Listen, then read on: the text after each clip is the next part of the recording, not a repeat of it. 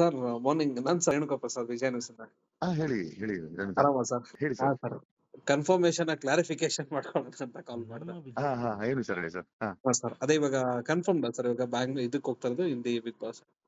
ಹೌದೌದು. I think ಮಂಡೇನೆ login ಅಂತೆ.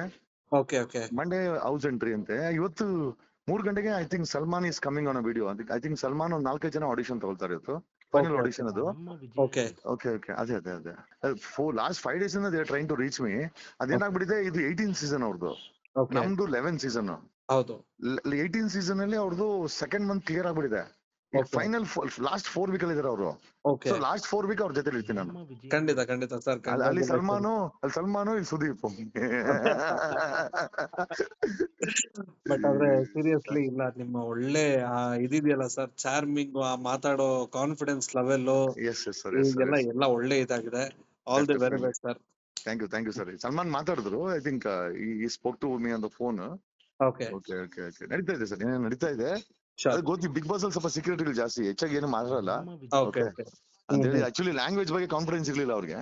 ಓಕೆ ಸೊ ನೆನ್ನೆಯಿಂದ ಬರೀ ಹಿಂದಿನಲ್ಲೇ ಆಡಿಷನ್ ಆಗ್ತಾ ಇದೆ. ಇವತ್ತು ಹಿಂದಿನಲ್ಲಿ ಆಡಿಷನ್ ಇದೆ. Oh so okay I am comfortable with Hindi also. Okay ಹಂಗಾಗಿ ಏನ್ ಸಮಸ್ಯೆ ಇಲ್ಲ. Things are happening. Thanks for calling. Yes sir.